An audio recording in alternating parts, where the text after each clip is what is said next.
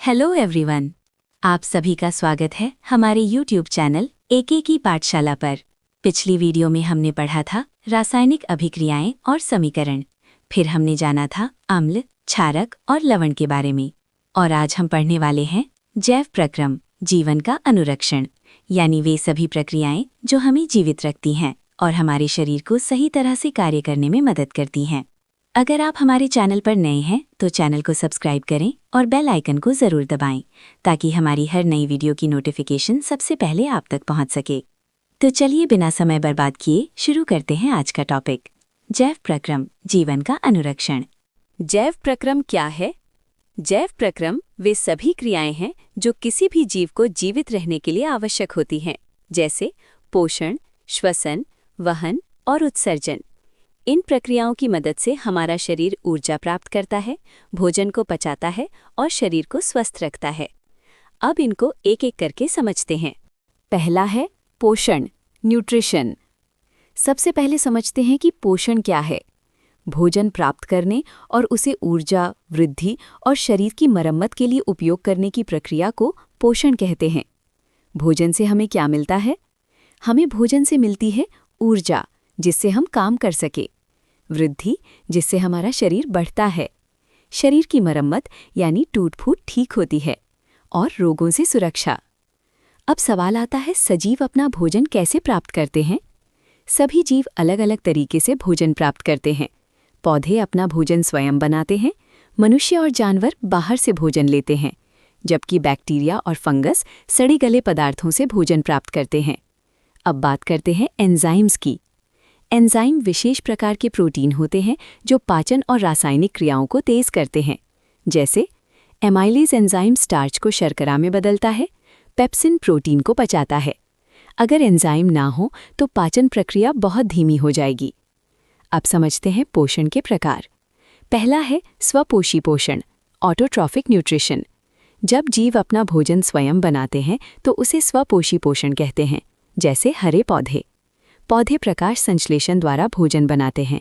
वे सूर्य के प्रकाश की सहायता से कार्बन डाइऑक्साइड और जल से ग्लूकोज बनाते हैं और ऑक्सीजन छोड़ते हैं। इस प्रक्रिया के लिए सूर्य प्रकाश और क्लोरोफिल आवश्यक है। स्वपोषी पोषण का महत्व, ये पृथ्वी पर भोजन का मुख्य स्रोत है और हमें ऑक्सीजन प्रदान करता है। दूसरा है विषमपोषी पोषण, हेट्रोट्रॉफिक न्यूट्रिशन।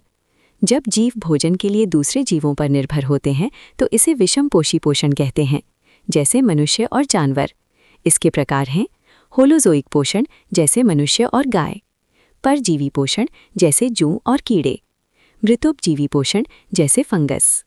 और अब हम समझेंगे मनुष्य में पोषण, यानी भोजन हमारे शरीर में कैसे पचता है, मुंह से लेकर गुदा तक की पूरी यात्रा। 1. मुंह, माउथ। पाचन की शुरुआत मुंह से होती है। यहाँ हम भोजन को चबाते हैं और लार के साथ मिलाते हैं। लार में मौजूद एंजाइम भोजन को मुलायम बनाकर पाचन की प्रक्रिया शुरू कर देते हैं। 2. आमाशय, स्टमक। इसके बाद भोजन पहुंचता है आमाशय में। यहाँ भोजन का मंथन होता है और गैस्ट्रिक रस यानी पाचक रस भोजन को और अधिक तोड़ते हैं। ये प्रक्रिया भोजन को अर्धद्रव रूप में बदल देती है। 3. क्षुद्रांत्र, स्मॉल इंटेस्टाइन। अब भोजन जाता है छोटी आंत में। यहाँ होता है भोजन का पूरा पाचन और अवशोषण। कार्बोहाइड्रेट, प्रोटीन और वसा का पाचन होकर पोषक तत्व रक्त में मिल जाते हैं और शरीर को ऊर्जा मिलती है। 4. बृहदांत्र, लार्ज इंटेस्टाइन। इसके बाद बचा हुआ भोजन पहुंचता है बड़ी आंत में। यहाँ अतिरिक्त जल का अवशोषण होता है और अंत में बचा हुआ अपशिष्ट शरीर से बाहर निकल जाता है। और अब हम पढ़ने वाले हैं श्वसन, जो कि जैव प्रक्रम का एक बहुत महत्वपूर्ण भाग है। श्वसन क्या है? श्वसन वह प्रक्रिया है जिसमें शरीर बाहर से ऑक्सीजन ग्रहण करता है और भोजन ग्लूकोज को तोड़कर ऊर्जा एटीपी प्राप्त करता है। ये ऊर्जा हमारे शरीर के हर कार्य, जैसे चलना, बोलना, सोचने और काम करने के लिए आवश्यक होती है। श्वसन की प्रक्रिया चित्र में आप देख सकते हैं कि पचा हुआ भोजन ग्लूकोज प्लस ऑक्सीजन माइटोकॉन्ड्रिया में जाकर टूटता है और वहां से हमें ऊर्जा एटीपी प्राप्त होती है। माइटोकॉन्ड्रिया को कोशिका का पावर हाउस भी कहा जाता है क्योंकि यहीं ऊर्जा बनती है। श्वसन के प्रकार, वायवीय श्वसन, एरोबिक रेस्पिरेशन। ये श्वसन ऑक्सीजन की उपस्थिति में होता है, इसमें अधिक ऊर्जा प्राप्त होती है। ये प्रक्रिया मनुष्य और अधिकांश जीवों में होती है, उदाहरण मनुष्य, जानवर, पौधे। अवायवीय श्वसन, एनारोबिक रेस्पिरेशन, ये श्वसन ऑक्सीजन की अनुपस्थिति में होता है। इसमें कम ऊर्जा बनती है। ये कुछ सूक्ष्म जीवों और मांसपेशियों में होता है। उदाहरण यीस्ट, बैक्टीरिया। महत्वपूर्ण बिंदु, श्वसन से हमें ऊर्जा मिलती है। ये प्रक्रिया कोशिका के माइटोकॉन्ड्रिया में होती है। ऊर्जा को एटीपी के रूप में संग्रहित किया जाता है। आज हम समझेंगे वहन, लॉजिस्टिक्स की आवश्यकता, यानी हमारे शरीर में ट्रांसपोर्ट सिस्टम क्यों जरूरी है। सबसे पहले बात करते हैं एक कोशिकीय जीवों की, जैसे अमीबा, पैरामीशियम आदि। इन जीवों में केवल एक ही कोशिका होती है और ये सीधे अपने आसपास के वातावरण से संपर्क में रहती है। इसलिए इनमें विसरण, डिफ्यूजन की प्रक्रिया द्वारा ऑक्सीजन और भोजन आसानी से अंदर बाहर आ जाता है, यानी इन्हें अलग से किसी वहन तंत्र की जरूरत नहीं होती। अब बात करते हैं बहुकोशिकीय जीवों की, जैसे मनुष्य। हमारे शरीर में करोड़ों कोशिकाएं होती हैं और सभी कोशिकाएं सीधे वातावरण के संपर्क में नहीं होती। इसलिए केवल विसरण, डिफ्यूजन से ऑक्सीजन और भोजन हर कोशिका तक पहुंचाना संभव नहीं है। ये प्रक्रिया बहुत धीमी और अपर्याप्त होती है।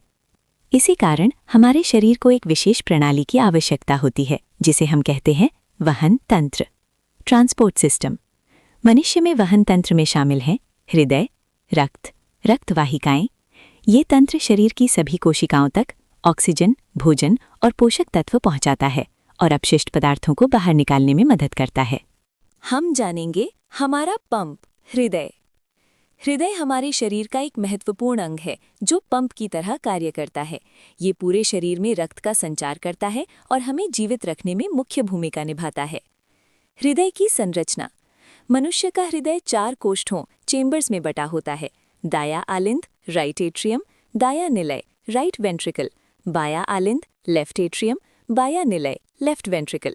ये चारों कोष्ठ ऑक्सीजन युक्त और ऑक्सीजन रहित रक्त को अलग अलग रखते हैं। दायां भाग। हृदय का दायां भाग शरीर से आने वाले कार्बन डाइऑक्साइड युक्त रक्त को प्राप्त करता है। फिर ये रक्त को फेफड़ों तक भेजता है ताकि वहां से ऑक्सीजन मिल सके। बायां भाग। हृदय का बायां भाग फेफड़ों से आने वाले ऑक्सीजन युक्त रक्त को प्राप्त करता है। इसके बाद ये रक्त पूरे शरीर में पंप किया जाता है, जिससे सभी कोशिकाओं को ऑक्सीजन और पोषण मिलता है। हृदय क्यों महत्वपूर्ण है?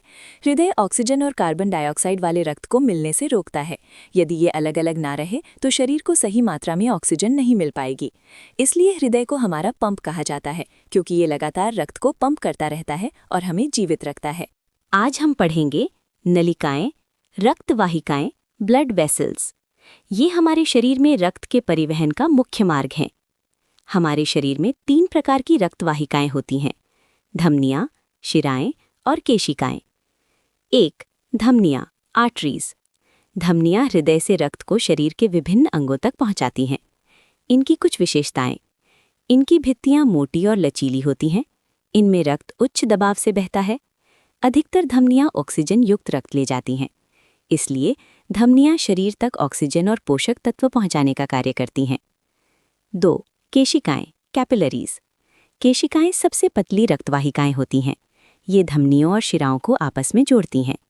यहीं पर असली विनिमय होता है। कोशिकाओं को ऑक्सीजन और भोजन मिलता है और कार्बन डाइऑक्साइड व अपशिष्ट बाहर निकलते हैं। इसलिए केशिकाएं बहुत महत्वपूर्ण होती हैं। 3. शिराएं, वेन्स। शिराएं शरीर के अंगों से रक्त को वापस हृदय तक लाती हैं। इनकी विशेषताएं: इनकी भित्तियां पतली होती हैं। इनमें वाल्व पाए जाते हैं जो रक्त को उल्टा बहने से रोकते हैं। इनमें सामान्यतः कार्बन डाइऑक्साइड युक्त रक्त होता है।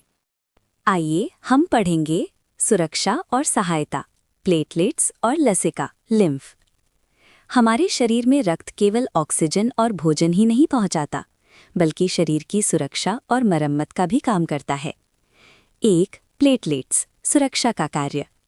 प्लेटलेट्स रक्त के छोटे छोटे कण होते हैं जो हमें चोट लगने पर बहुत महत्वपूर्ण भूमिका निभाते हैं।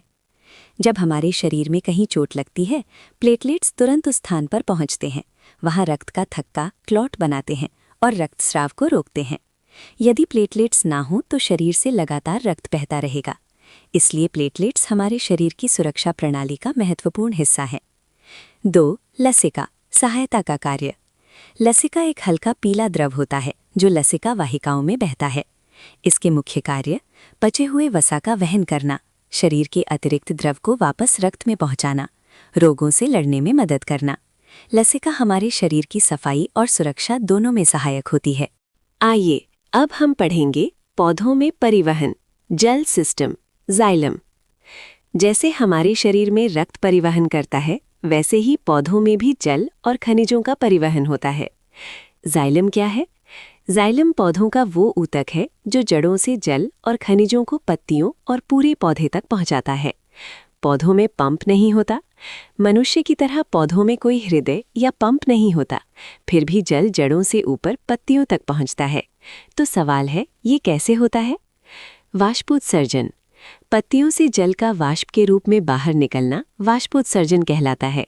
जब पत्तियों से जल बाहर निकलता है तो एक खिंचाव यानी सक्शन उत्पन्न होता है। ये खिंचाव जड़ों से जल को ऊपर की ओर खींचता है। इसी प्रक्रिया से जल ऊंचे से ऊंचे पेड़ों तक पहुंच जाता है। जल के साथ खनिज भी। जड़ों द्वारा अवशोषित खनिज लवण भी जल के साथ जाइलम द्वारा पूरे पौधे में पहुंचते हैं। ये खनिज पौधे की वृद्धि और भोजन बनाने में सहायक होते हैं। आइए अब हम जानेंगे पौधों में परिवहन भोजन सिस्टम, फ्लोएम। जैसे जाइलम जल और खनिजों का परिवहन करता है, वैसे ही फ्लोएम पौधों में भोजन का परिवहन करता है। फ्लोएम क्या है? फ्लोएम पौधों का वो ऊतक है जो प्रकाश संश्लेषण से बने भोजन को पत्तियों से पौधे के अन्य भागों तक पहुंचाता है। ये भोजन जड़ों, तने, फल और फूल तक पहुंचाया जाता है। ऊर्जा एटीपी का उपयोग। जाइलम के विपरीत फ्लोएम में भोजन का परिवहन ऊर्जा एटीपी की सहायता से होता है। इस प्रक्रिया को स्थानांतरण कहते हैं। इसमें पौधा सक्रिय रूप से भोजन को एक स्थान से दूसरे स्थान तक भेजता है। दोनों दिशाओं में परिवहन। फ्लोएम की खास बात यह है कि इसमें भोजन का परिवहन ऊपर और नीचे दोनों दिशाओं में होता है, पत्तियों से जड़ों तक और जड़ों से अन्य भागों तक। जहां भी पौधे को ऊर्जा की आवश्यकता होती है, फ्लोएम वहां भोजन पहुंचाता है। भी हम पढ़ेंगे मानव में उत्सर्जन, सफाई अभियान। हमारी शरीर में प्रतिदिन कई उपापचयी क्रियाएं होती हैं, जिनसे नाइट्रोजन युक्त अपशिष्ट पदार्थ बनते हैं। इन हानिकारक पदार्थों को शरीर से बाहर निकालना उत्सर्जन कहलाता है।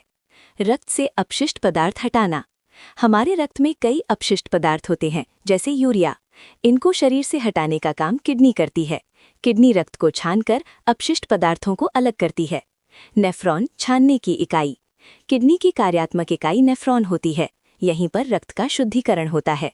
नेफ्रॉन के कार्य: रक्त का निस्यंदन, उपयोगी पदार्थों का पुनः अवशोषण, शेष अपशिष्ट को मूत्र बनाना। मूत्र का निर्माण: जब उपयोगी पदार्थ पुनः रक्त में चले जाते हैं तो शेष द्रव मूत्र बन जाता है।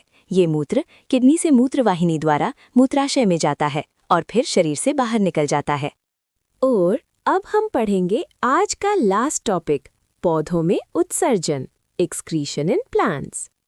जैसे मनुष्य में उत्सर्जन होता है, वैसे ही पौधों में भी अपशिष्ट पदार्थों को बाहर निकालने की प्रक्रिया होती है। पौधों में अपशिष्ट क्या होते हैं? पौधों में कई प्रकार के अपशिष्ट बनते हैं। गैसीय अपशिष्ट, अतिरिक्त जल, रेजिन और गोंद, पुराने पत्ते। इन अपशिष्टों को पौधे अलग अलग तरीकों से बाहर निकालते हैं। पौधों में अपशिष्ट क्या होते हैं? पौधों में कई प्रकार के अपशिष्ट बनते हैं। गैसीय अपशिष्ट, अतिरिक्त जल, रेजिन और गोंद, पुराने पत्ते। इन अपशिष्टों को पौधे अलग अलग तरीकों से बाहर निकालते हैं। गैसीय अपशिष्ट: प्रकाश संश्लेषण के दौरान पौधे भोजन बनाते हैं। इस प्रक्रिया में ऑक्सीजन भी बनती है, जो पौधों के लिए एक अपशिष्ट उत्पाद है। ये ऑक्सीजन पत्तियों के माध्यम से वातावरण में निकल जाती है। वाष्पोत्सर्जन: पौधों में अतिरिक्त जल को वाष्पोत्सर्जन द्वारा बाहर निकाला जाता है। जल पत्तियों से वाष्प के रूप में बाहर निकलता है। गिरने वाली पत्तियां: पौधे अपने कुछ अपशिष्ट पदार्थ पुरानी पत्तियों में जमा कर लेते हैं। जब ये पत्तियां गिरती हैं तो अपशिष्ट भी बाहर निकल जाते हैं। रेजिन और गोंद: कुछ पौधे अपने तने से रेजिन और गोंद निकालते हैं। ये भी एक प्रकार का उत्सर्जन है। निष्कर्ष: पौधे गैसों, जल, पत्तियों और रेजिन के माध्यम से अपने अपशिष्ट पदार्थों को बाहर निकालते हैं। इस प्रकार पौधे भी अपने शरीर को स्वच्छ रखते हैं। तो ये था हमारा चैप्टर जैव प्रक्रम, जो आपने आज समझा। अगर आपको ये वीडियो पसंद आए तो लाइक करें, शेयर करें और चैनल को सब्सक्राइब करना ना भूलें। Thank you.